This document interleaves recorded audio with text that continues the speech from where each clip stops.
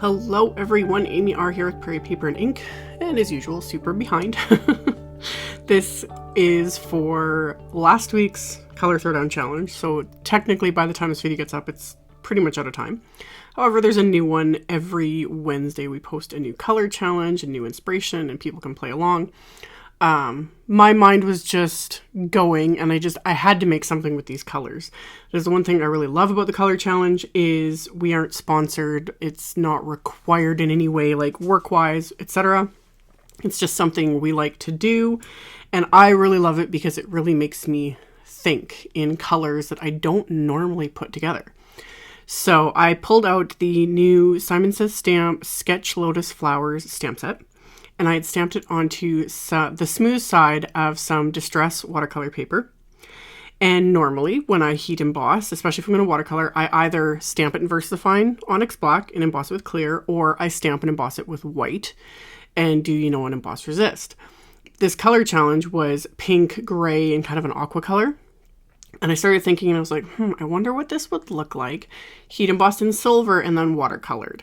So I reached for something I don't reach for very often, which is silver embossing powder. It's just not something I use very often.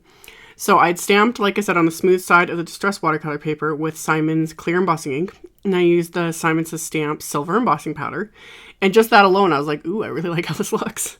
So I did that. And then for my watercoloring, I ended up using 3 different watercolor sets here, my little Prima sets that I showed in a recent video, a few recent videos, as well as I showed making these little swatches for it.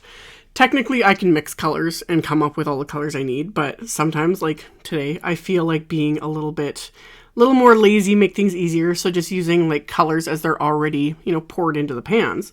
So I used this kind of pink shade from the Complexions set for the main flowers here. And very simple watercoloring. I just get all the petals wet first with my water brush, just using the water in the water brush, so just clean water. And then I just pick up the color with my water brush and just kind of dab it onto like the base of the petals and then let it move on its own. I pull it out a little bit and then I just leave it. As it dries, it just has that nice variation in color. Again, really, really simple. So I did those 3 flowers with that pink. And then the stems and this little like sort of seed pod image, I am using the gray from the classics and doing the exact same thing. Just wetting the area with my water brush, then picking up the color and adding it. And then once I've got that one, for that flower in the back, that's where I'm going to kind of pull in the turquoisey sort of aqua color. And for that one, I'm using the Tropicals palette. And I started with just the one color, it's number 13. And it was a little too green. So this one I did mix a little bit. I added just a little bit of the blue, the number 15, just to tone it down a little bit so it wasn't quite so green. That was the extent of the mixing with this. And I did the exact same thing, just added water first, then picked up the color, added that, pulled it out a little bit, and then just let it dry. So after it's completely dry, I'm going to die cut it with the coordinating wafer die, which I raved about when I did the release and review video. I love dies like this that cut out the little areas in the center. It just kind of finishes everything off. So tape the die into place with some washi tape, and then I die cut that. And then I also die cut some white cardstock with the diamond pattern wafer die. And then I'm going to back that with some Simon smoke cardstock. I also die cut 3 pieces of the smoke cardstock with the Big Thanks wafer die, and I'm stacking all 3 together just using my multi-medium matte adhesive. So I'll have 3 layers of that just to give it a little extra, depth and dimension. Plus it gives it more weight because I wanted to heat emboss this with the silver embossing powder. And if it was just 1 layer, it gets a little flimsy when you're trying to coat the entire thing with embossing powder. So I created a little handle here just using a piece of purple tape that I have flipped upside down so it's the sticky part facing up on a scrap of cardstock. And then that way it's going to hold this wafer die so that I can completely cover it with, I start with the clear embossing ink first, just smushing it right down onto the die cut. And then I'm going to coat it with that same silver embossing powder. I end up doing 2 coats because this is a more detailed embossing powder. So I found 1 coat, you don't get quite as smooth of a finish. It's almost smooth, but there were still a few parts that weren't fully, smooth. They were a little, I guess you'd call it pebbly.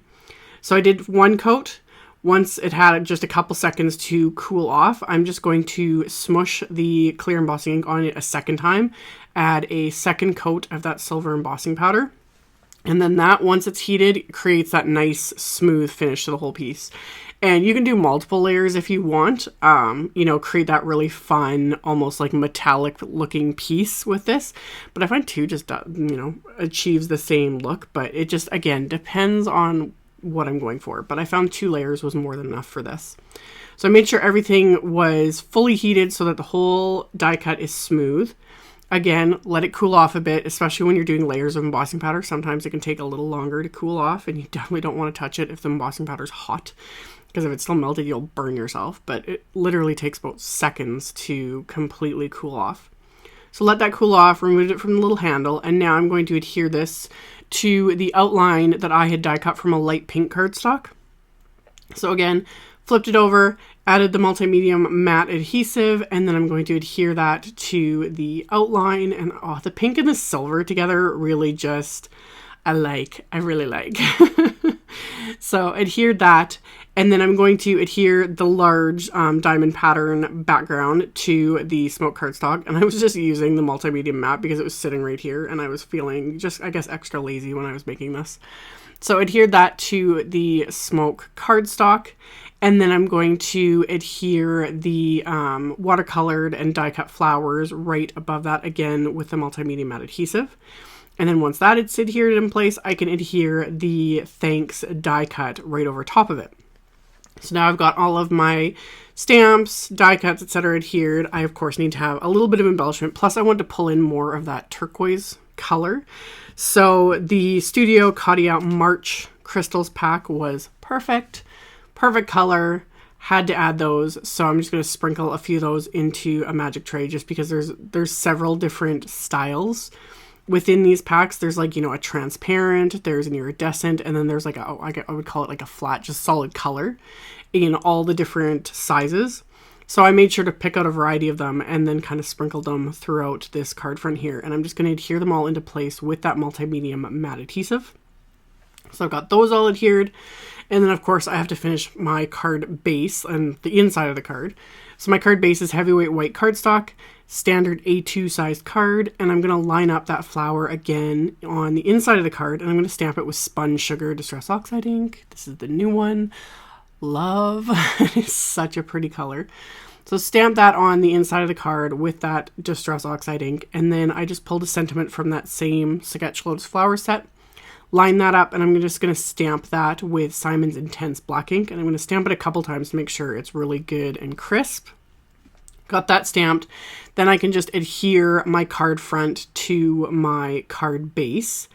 And normally this would be the end of it, but I thought while I had everything out, I pulled out a Simon Says Stamp Audrey blue envelope, and I'm going to line that up in my stamp platform as well. I want to stamp that large flower on kind of the lower left of the envelope. So got everything kind of lined up, and I'm going to heat emboss it with that silver embossing powder. So get everything lined up and stamp that with the same clear embossing ink. I use my anti-static powder tool first, ink up the stamp with the clear embossing ink, stamp that into place, and then I'm going to coat that with the silver embossing powder, melt that with my heat tool, and then there's still plenty of space on the envelope for the return address and the recipient's address, etc. And then it just ties everything all together with the coordinating color. Plus, again, it pulled out a little bit more of that turquoise color that I really like. So got that done, and that's going to finish off today's card. So as always, there will be a link below the video to my blog post. There'll be a link to last week's Color Throwdown Challenge, but you can always check out the Color Throwdown blog. I always link to it when I do these posts. And there's always a new one every Wednesday. I'll have a supply list and links to everything I use, so you can check that out if you're interested. Thank you all so much for watching and subscribing and thumbs upping and commenting on my videos. I really appreciate it. And I will see you all very soon in the next one. Bye!